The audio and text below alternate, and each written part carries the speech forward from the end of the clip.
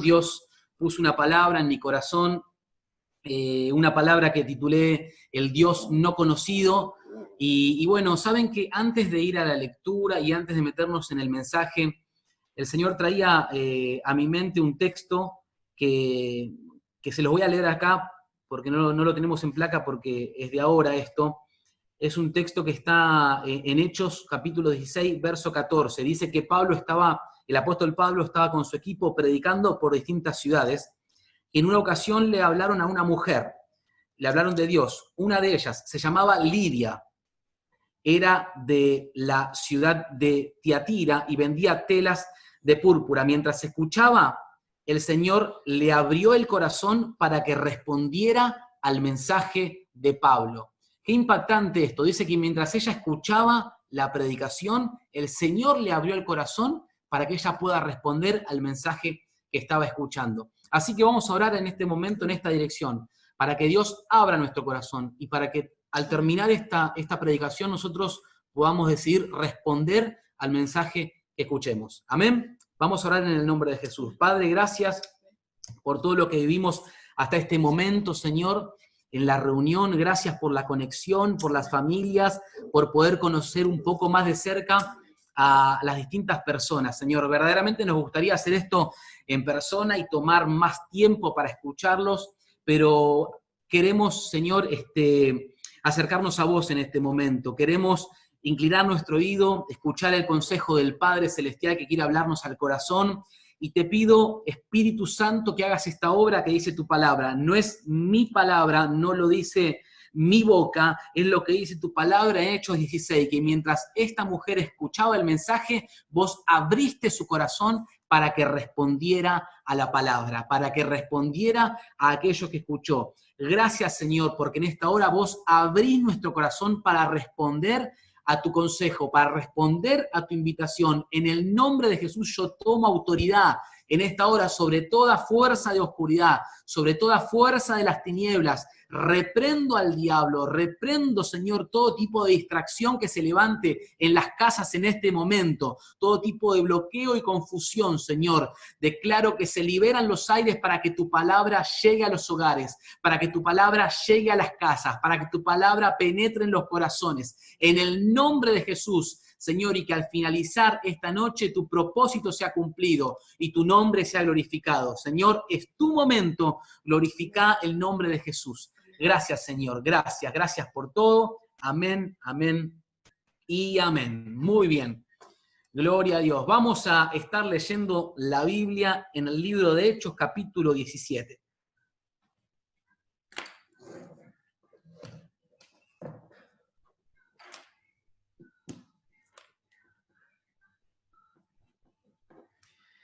Muy bien, Hechos 17, versos 22 al 28. Dice así: Entonces Pablo se levantó ante la reunión del consejo de la ciudad y dijo: Atenienses, me doy cuenta de que ustedes son muy religiosos en todo. Al pasar por la ciudad, vi todos sus santuarios y hasta encontré un altar que tenía escrito al Dios no conocido. Yo les hablo de ese que ustedes adoran sin conocerlo.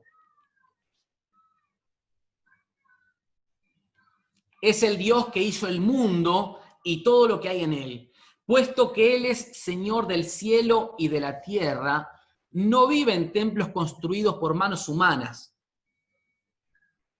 Él no necesita nada de los seres humanos, al contrario, les da a todos vida, aire y todo lo necesario. De un solo hombre, Dios creó todos los distintos seres humanos para que habitaran en todo el mundo y determinó cuándo y dónde debían vivir. Dios quería que la humanidad lo buscara, aunque fuera a tientas lo encontrara, pero en realidad Dios no está lejos de ninguno de nosotros. En Él vivimos, nos movemos y existimos. Como dicen sus poetas, porque somos sus descendientes. Y antes de que se vaya la placa, voy a repetir esta expresión. En Él vivimos, nos movemos y existimos. Amén. Palabra de Dios. Muchas gracias por el texto. Como le dije, el título de esta palabra es El Dios no conocido. Y quiero ser bien conciso y concreto en lo que siento transmitir en esta noche.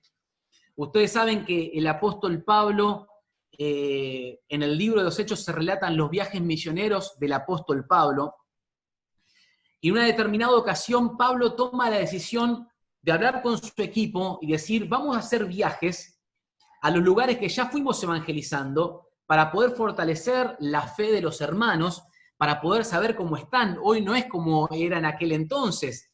En aquel entonces no estaba el Instagram, no estaba el WhatsApp, no había Facebook, no había una manera tan pronta de comunicarnos. El mundo no estaba globalizado como está hoy, que a través de un clic o enviando un mensaje ya podemos tener la información que deseamos obtener. No. Necesitaban viajar y trasladarse. Entonces Pablo le dice al equipo, vayamos a los lugares en donde ya plantamos el mensaje del Evangelio. Deciden hacerlo y en ese viaje tienen tremendas persecuciones, porque Pablo recorre Macedonia, Filipos, Tesalónica, regiones y lugares de aquel entonces, y en esas zonas sufrió persecución, violencia, azotes, golpes, prisión en Filipos, en Tesalónica fue perseguido por una multitud enfurecida. Miren, en esa región de Tesalónica, Pablo, ustedes saben que predicaba el Evangelio con denuedo, con ímpetu, de una manera enérgica, y las personas de Tesalónica se molestaron al punto que dice la palabra que juntaron estas personas que estaban molestas con Pablo a un grupo de maleantes, mafiosos, malhechores, para que vayan tras Pablo con violencia. Y tras estos maleantes vino una multitud enfurecida que lo único que quería era que Pablo deje esa región para que no se anuncie más el Evangelio de Jesucristo. Esto llegó a una situación en que la vida del apóstol Pablo corría peligro y entonces su equipo le dice, flaco, Pablo, llegamos a un punto en donde no puedes estar más acá, necesitamos que salgas, necesitamos que te alejes de esta región. ¿Y qué hacen? Lo envían a Pablo a Atenas. Atenas, estamos en medio de la Grecia antigua, un lugar con un trasfondo cultural e intelectual tremendo, histórico. Pablo llega a Atenas y mientras está a la espera de que su equipo llegue donde está él comienza a aprovechar el tiempo. ¿De qué manera? Predicándole a toda persona, sin importar edad, sin importar condición, predicándole a todo cuanto pudiera predicar. ¿Me están siguiendo hasta acá? ¿Estoy siendo claro hasta acá? Si me dicen, me levanto una mano, una sonrisa, muy bien. Ahí está. Pablo está en Atenas, mientras espera que su equipo llegue donde está él, escapa de la persecución, comienza a predicar. Y brevemente quiero contarles los 3 escenarios en donde Pablo anunció el Evangelio del Señor en Atenas. En primer lugar, Pablo habló en la sinagoga, el ambiente religioso. En segundo lugar, Pablo habló en la plaza pública de Atenas. La plaza pública era el lugar donde estaba el mercado, era un lugar muy amplio en donde se nucleaba diariamente un cúmulo de gente muy importante, muchas cantidades de personas en ese lugar, en el agora, en el mercado, en la plaza pública. La diversidad cultural en esa plaza era enorme y ahí está Pablo predicando al Señor. El tercer lugar fue el Areópago. Este lugar, el Areópago, es donde estaba la élite de Atenas. En este lugar se juntaba la cúpula filosófica, como dice la palabra, el consejo de la ciudad. Las personas más importantes estaban en el Areópago y él estaba predicando ahí. ¿Qué pasa en el momento en que Pablo está predicando? Ustedes me están escuchando bien, ¿no? Porque estoy con algún... A ver...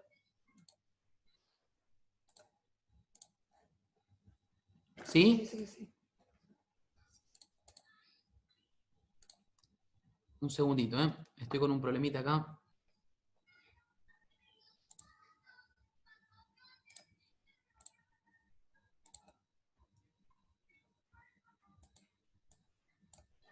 Ahí está.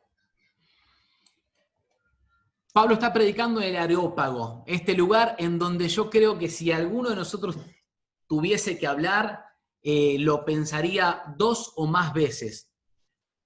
los epicúreos, los estoicos, la filosofía hedonista. Ustedes recuerdan que Atenas, por mencionar algunos nombres, la antigua Grecia, por mencionar algunos nombres, Sócrates, Aristóteles, Platón, gente muy preparada, y seguramente Atenas, el espacio o el campo intelectual más importante del mundo antiguo. Pablo está parado justo debajo del Partenón. ¿Cuántos saben y cuántos recuerdan o han escuchado alguna vez lo que es el Partenón? Levanten la mano los que escucharon alguna vez hablar o ver alguna foto del Partenón.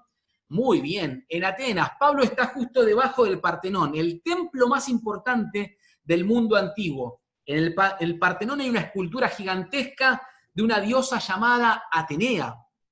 Y desde ahí, debajo del Partenón, en el Areópago, Pablo está hablando con la cúpula de filósofos. Y él da un discurso extraordinario. Hice toda esta introducción histórica y los puse en el contexto para poder llevarlos al mensaje que quiero transmitir. Acá está el Partenón. A ver si pueden ver esta imagen ustedes. ¿La ven? Ahí está. Muy bien. El Partenón en Atenas. Pablo comienza a hablar a los filósofos y les dice lo siguiente. Recuerden que Pablo está en un contexto de total idolatría, de mucha adoración a ídolos paganos. Y recuerda él haber visto en las afueras de la ciudad un altar que tenía una placa, como cada altar tenía el nombre en la placa del dios, de un dios específico. Esta placa que él recordó haber visto decía al Dios desconocido, es decir, un altar de adoración a un Dios desconocido. Ustedes saben que la cultura griega tiene enraizada en las profundidades de su historia una tendencia idólatra muy grande. Tienen fundamentalmente los 12 dioses mayores, que algunos nombres ustedes recordarán, pero luego esos dioses, 6 masculinos, 6 femeninos, debajo de eso hay innumerables deidades. Algunos estiman que la adoración de la mitología griega enumera alrededor de 30.000 deidades. 30.000 dioses. En ese contexto que yo les cuento, se encuentra Pablo predicando el Evangelio. Y uno de esos altares y uno de esos santuarios era al Dios desconocido. Así que Pablo recuerda este altar al Dios desconocido y lo usa de manera estratégica para sembrar el mensaje que quería sembrar. ¿Qué hace Pablo? Con este discurso, Pablo va a colocar la piedra angular del edificio que se iba a construir en ese mundo. Pablo se refiere a un altar vacío, pero que pronto iba a ser llenado por un Dios, que es el Dios que nosotros conocemos, quien iba a despertar la vida en multitudes. Pablo está en la antigua Grecia, cuna de la filosofía. Ahí estaba la élite de los filósofos. Pablo hace una declaración admirable que quisiera que juntos podamos leer.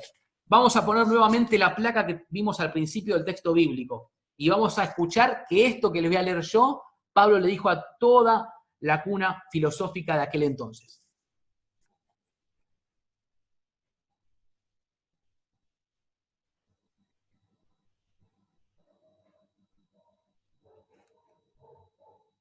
Pablo está en el Areópago, está la élite ateniense frente a él se levanta, el consejo de la ciudad lo escucha y Pablo dice, atenienses, me doy cuenta que ustedes son muy religiosos en todo. Esto lo dijo para de alguna manera poder empatizar con ellos.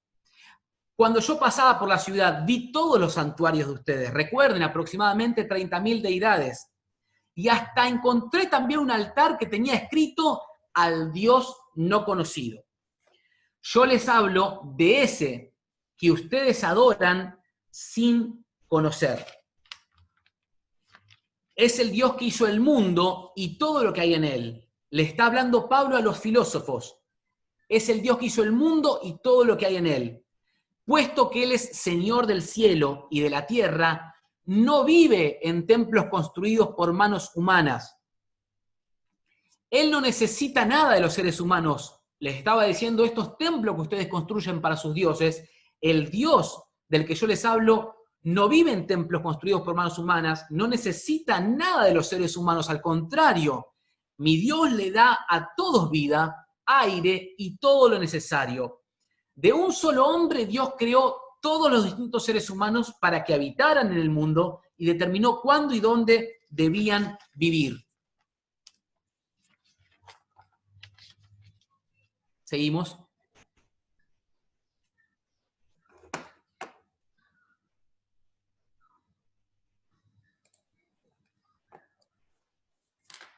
¿Se trabó ahí? Muy bien. No hay, ahí está. No hay problema.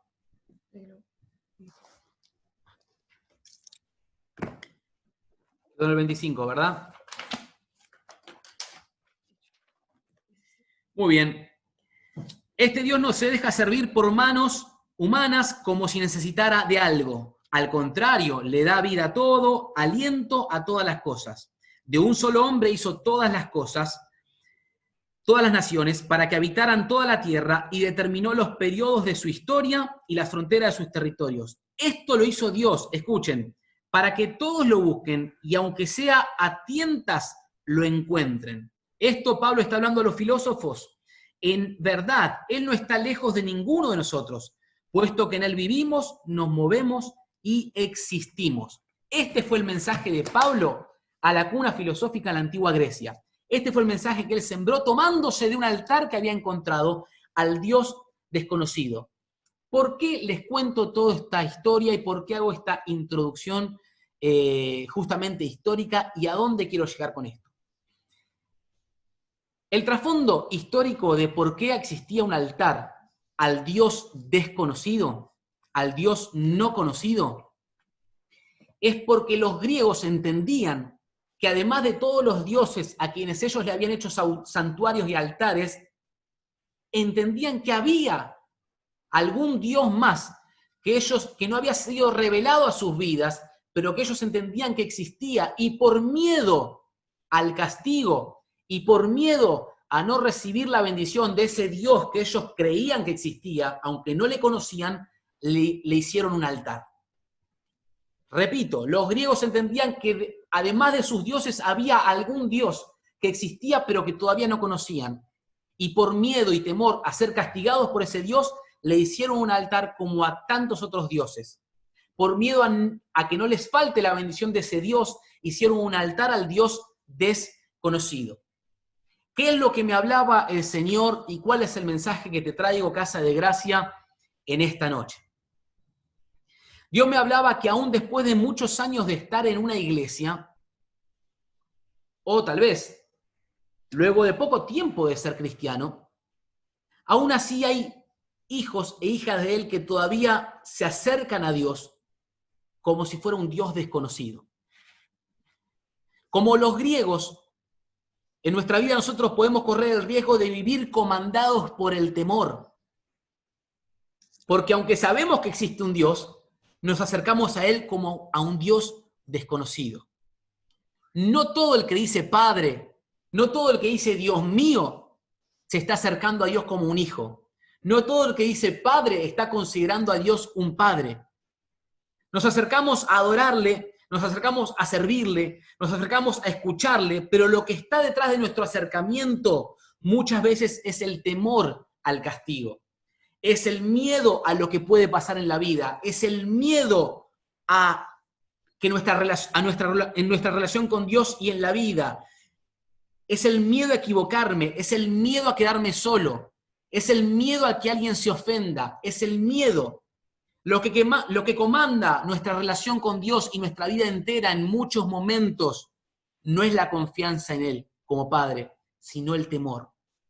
Lo que comanda nuestra vida, nosotros creemos que puede ser Dios, pero a veces en realidad es el temor, es el miedo a lo que puede pasar, a lo que va a venir, al futuro, a la muerte. Es el miedo. Los griegos eran comandados por el temor, y por el temor hicieron un altar a un Dios que no conocían. Amados, nosotros corremos el riesgo de que si el amor de Dios no se revela en nuestras vidas, podemos vivir una vida entera haciendo cosas por temor, haciendo cosas por miedo, comandados por el miedo.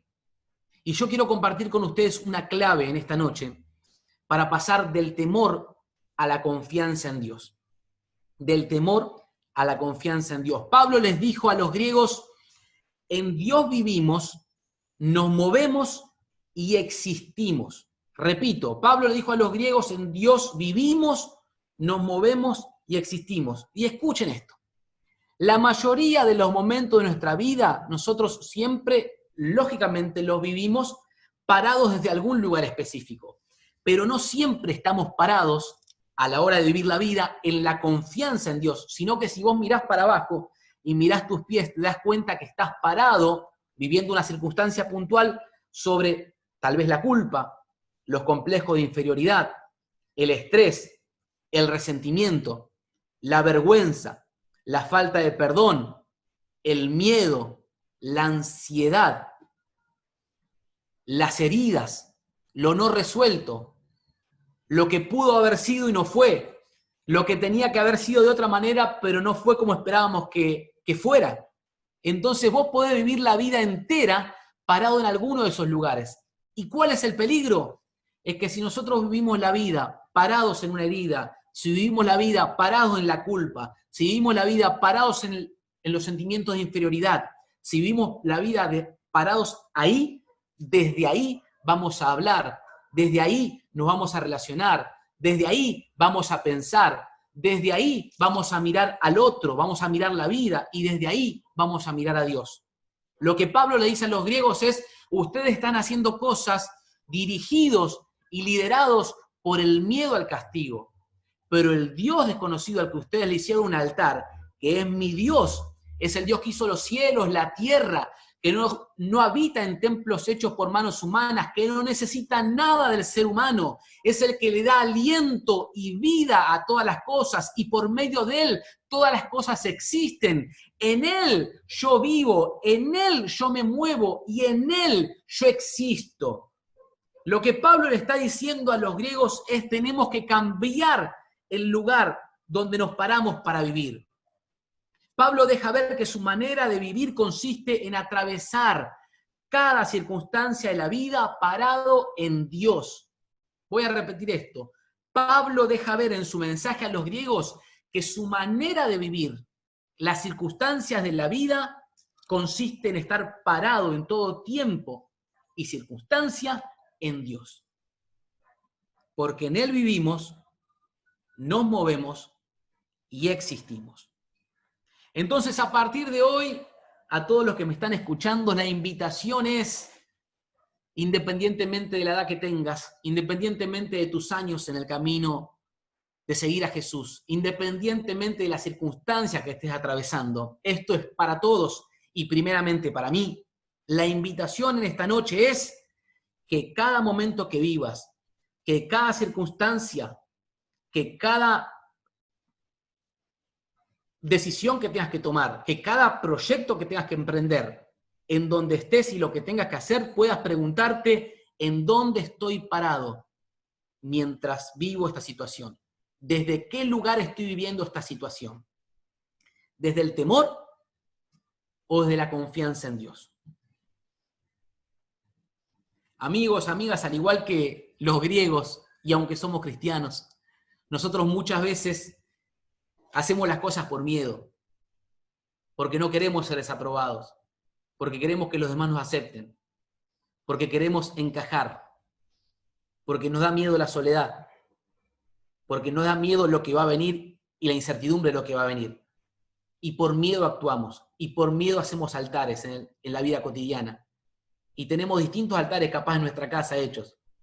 Un altar a la plata, un altar a la comida, un altar al trabajo, un altar a conversaciones que no son agradables, un altar a relaciones que no te convienen, pero por miedo las seguís teniendo. Altares, altares, altares.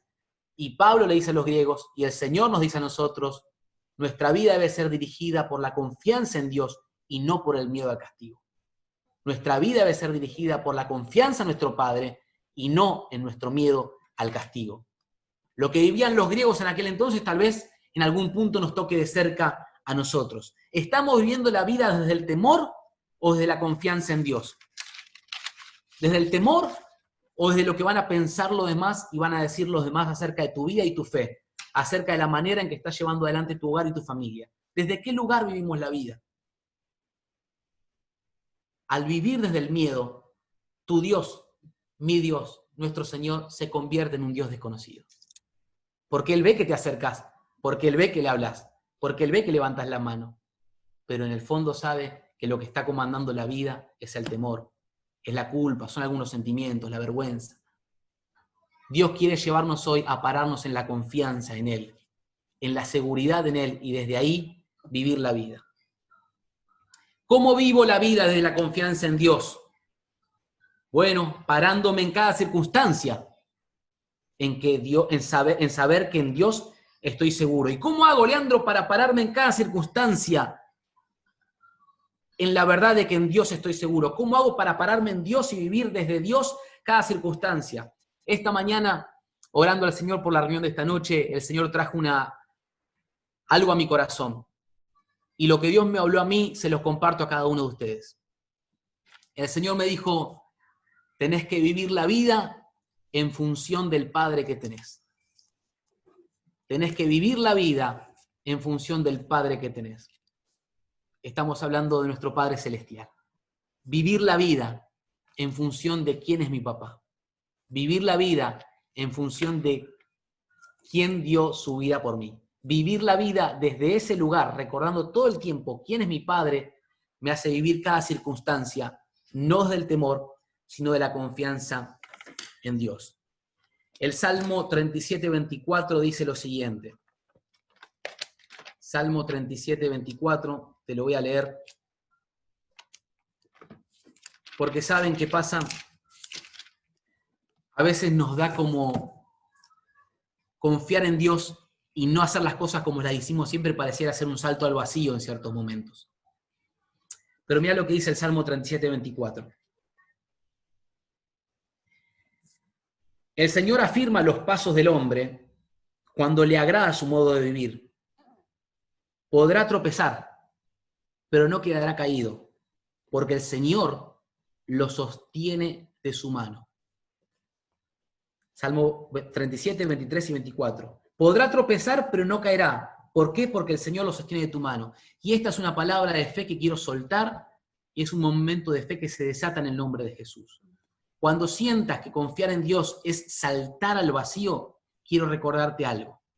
En el nombre de Jesús. Y esto siento transmitírtelo con esta autoridad y con esta convicción. Confiar en Dios muchas veces va a ser como saltar al vacío porque no vas a ver nada por delante. No vas a sentir, no vas a poder tocar. Pero ¿sabes cuál es la promesa para tu vida, para tu casa y para tu familia y para tus días que vienen por delante? Es que si en algún momento tropezás en tu intento de confiar en Dios, el Señor te dice que no te va a dejar caído porque Él te sostiene de tu mano. Aún cuando estamos en el piso, porque nos tropezamos, porque vos sabés, Señor, que queremos agradarte y que queremos hacer las cosas bien y que hay momentos que las cosas no nos salen. La palabra dice y Dios promete que Él te sostiene de la mano en todo tiempo y que no dejará caído al justo. ¿Cuántos dicen amén a esta palabra? Podemos tropezar, podemos fallar en el intento de confiar en Dios, pero el Padre que te ama con amor eterno dice que te sostiene con su mano. Y esta palabra es para vos, recibila en el nombre de Jesús en este momento. Recibila en el nombre de Jesús. Él te sostiene de tu mano. Cuando saltes al vacío, recordá que Él te sostiene de su mano. Te sostiene de su mano, recordá que te sostiene de su mano y confía en Dios. Miren, hace un tiempo atrás estaba en la ciudad de Dolores y con esta historia voy a terminar. Compartiendo una comida en una reunión de iglesia y me acuerdo que quedé sentado al lado de un amigo que es contador y obviamente voy a cuidar en la historia el nombre de él y demás, porque inclusive le pedí permiso para contarle en el mensaje. Y él me comenzó a contar algo, que quiero que me escuches muy atentamente esto, que me sigas este relato. Este amigo en el almuerzo me contaba que el padre de él fue un hombre apasionado por los fierros, apasionado por los autos, mecánico, pero mecánico por haber estado en talleres del barrio, desde la infancia y meterse entre los mecánicos y aprender y ser un autodidacta de la mecánica. Creo, Pa, que vos sabés de quién estoy de quién estoy hablando. Un hombre que había recorrido el mundo con su esposa, y cuando vos entrabas al taller mecánico que tenía debajo de la casa, taller mecánico, podías ver en una pared grande patentes de autos de distintas ciudades del mundo. Y tuve la oportunidad de compartir brevemente con él, y te contaba que aquella patente pertenecía a una ciudad de Estados Unidos cuando fue con su esposa y recorrió, y lo que vivió, y aquella otra patente perteneció a su viaje a Italia para conocer sus raíces, y te contaba lo que vivió con su esposa, y todo debajo de la casa en el taller mecánico que él tenía ya no para trabajar, sino a modo de hobby por la pasión que tenía por los autos. Este hombre, que hoy en día descansa en la presencia de Dios, es el padre de mi amigo contador que me contaba esto en el almuerzo en Dolores. Mi amigo me cuenta que en una ocasión el padre estaba grande ya, pero aparentemente bien de salud, salvo achaques normales de la edad. Pero mi amigo junto a su hermano se fueron con las familias de vacaciones una semana. Y los llamaron a ellos, unos vecinos del barrio los llamaron, porque durante días no habían visto salir al padre de mi amigo. No había salido a la calle. Entonces ellos volvieron porque los teléfonos su papá no los contestaba, y cuando llegaron se encontraron con un cuadro que no imaginaban encontrar. Se encontraron con el padre que estaba tirado en el piso porque había tenido una descompensación muy grande y había pasado algunos días sin comer y sin poder levantarse. Esto fue algo fuerte que incluso mi amigo tuvo que superar, el sentir que había descuidado. Vieron esas cuestiones de a veces de la culpa, ¿no? Sentir que había descuidado del padre por irse de vacaciones, pero cuando se fue el padre estaba bien. A raíz de esta caída, este golpe en la cabeza y como consecuencia de otras cuestiones más, el padre de mi amigo fue un padeciente de Alzheimer. Así que llegó un punto en la historia en que el papá de mi amigo ya no te reconocía y hablaba con vos y no sabía con quién estabas hablando. Y hubo una semana entera que mi amigo fue a cuidarlo a la casa y lo alimentaba y compartían todo esto sin que el padre de este muchacho contador supiera quién lo estaba alimentando. No se acordaba de su hijo, no lo recordaba, no sabía quién estaba frente a él. Hasta que un día, y escuché atentamente esto, hasta que un día, mientras mi amigo estaba alimentando en la boca al papá, el padre comienza a hablarle y decirle que le quería contar una historia. Y la historia que le quería contar consistía en un muchacho joven de 23 años. Escuchen esto porque es de película, es tremendo. En un muchacho joven de 23 años que, bueno, él le dijo así: quiero contarte la historia de un muchacho, jovencito, 23 años. Yo lo amo, ¿viste? Pero tiene cualidades para ser mecánico y se puso a estudiar para ser contador. Escuchen esto. Le estaba hablando el padre al hijo, sin saber que quien lo estaba alimentando era el hijo, y el padre le estaba comentando al hijo la vida del hijo, pero cuando tenía 23 años. En la actualidad mi amigo tiene unos 50, pero el relato del padre era cuando el hijo tenía 23 años, sin saber que le estaba hablando al hijo. Entonces su papá empezó a hablarle al hijo, sin saber que era el hijo, y mi amigo estaba escuchando a su padre hablar y el concepto que su papá tenía sobre él cuando él tenía 23 años. Es como que el padre se había quedado en el tiempo. Lo que recordaba se había quedado en los 23 años de su hijo. Y le empezó a decir: mira, este muchacho yo lo amo. Tiene cualidades para ser mecánico y naturalmente le nacen cosas como a mí cuando yo era pibe, pero se puso a estudiar para ser contador. Vos sabés, che, pero lo amo, lo amo. Es un pibe noble, es de fierro. Me parece que le anda gustando una chica en este tiempo. Pero no me puedo sacar de la cabeza que en vez de ser mecánico se puso a estudiar para ser contador. A todo esto, mi amigo me cuenta que mientras tenía la cuchara con la comida para darle, no podía dejar de llorar. Lo dejó seguir hablando un poco más al padre, y el padre hablaba maravillas de su hijo, solamente con esa cuestión, esa piedrita en el zapato de que en vez de ser mecánico eligió ser contador. Pero le hablaba de cuánto lo amaba, y le hablaba el padre al hijo de que lo consideraba un muchacho incondicional. un tipo de fierro. Recuerden la culpa de mi amigo por haberlo dejado solo, irse de vacaciones y que en esos días el padre tuvo el golpe. Dice, lo amo, es de fierro, pero eligió ser contador en vez de mecánico. Hasta que en un momento mi amigo no aguantó más y finalmente le dijo, y trato de no emocionarme mientras les cuento esto, pero dejó la cuchara en el plato y le dijo, pa, quiero decirte que la persona de la que estás hablando soy yo, soy tu hijo. Lloraba mi amigo y cuando le dice eso al padre, enfermo de Alzheimer, el padre explotó en llanto. La conexión entre los dos llegó a un punto tal que superó por un momento la enfermedad. Superó por un momento el Alzheimer y el padre tuvo conciencia de que verdaderamente quien estaba frente a él no era un desconocido, sino era su hijo. Y se abrazaron y Dios, antes de que el padre partiera a su presencia, le permitió tener un momento sanador, para el hijo sobre todo. Nosotros en ocasiones nos acercamos a Dios y hablamos y vivimos la vida como si tuviéramos junto a nosotros o habitando en nosotros un Dios desconocido. Y el mensaje que el Señor quiere dejarte en esta noche es que Él es un Padre celestial, no padece de Alzheimer, no tiene alguna enfermedad senil como para olvidar las cosas que te prometió, como para no recordar y recordarte el valor que tenés. Es un Padre que está interesado en vos, es un Padre que te piensa y que simplemente quiere que vivas la vida confiando en Él y no desde el temor. Y no desde el temor. Yo quiero invitar a todos en esta noche a tomar una decisión de ya no estar más parados en lugares que no nos corresponden. Y escúchame bien en el nombre de Jesús lo que te voy a decir.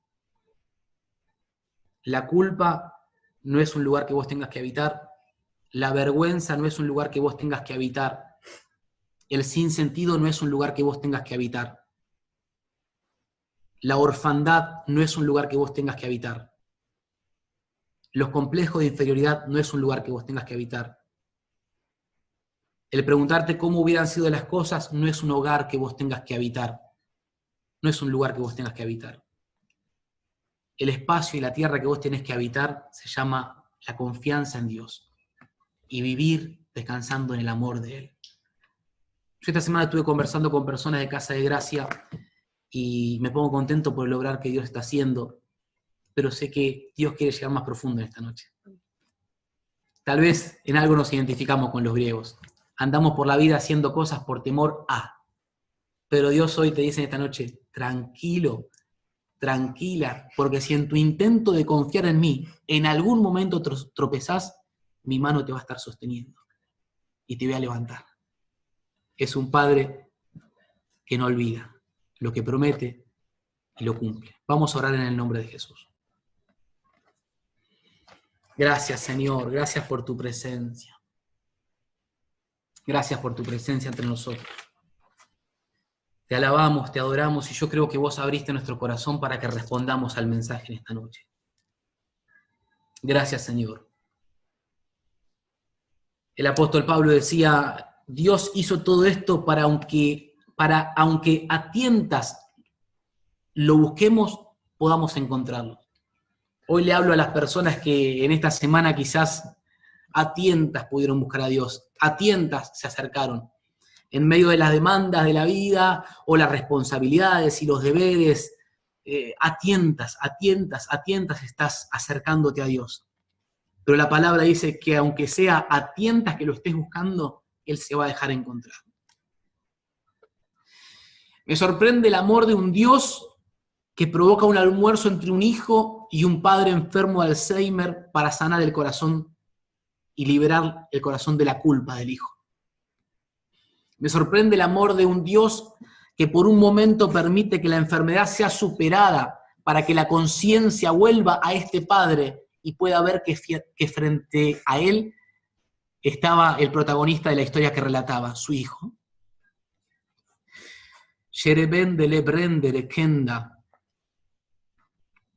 Amado, amada que me estás escuchando, hay una historia que Dios escribió antes de la fundación del mundo, y tiene que ver con los planes de Él para tu vida. En el nombre de Jesús te invito a salir de los lugares de orfandad, a salir de los lugares de dolor, de dolor, de dolor, de dolor, en el nombre de Jesús. Yo sé que esto está llegando a profundo en ciertas personas. Hay que salir de la tierra del dolor en el nombre de Jesús en este momento y poder pararte en la tierra de la confianza en Dios, de la seguridad en Dios, de la solvencia de Dios, del poder y el amor de Dios, de la gracia de Jesús. Poné tus pies ahí en este tiempo, en el nombre de Jesús. Poné a tu hogar en esa tierra. Poné tu casa en ese territorio. Poné tus días, tus meses, tus años. Poné tu vida entera en confianza a Dios, en la seguridad que Dios te brinda. Y salí del lugar del dolor, porque Dios ahora mismo está sanando vidas, está restaurando corazones.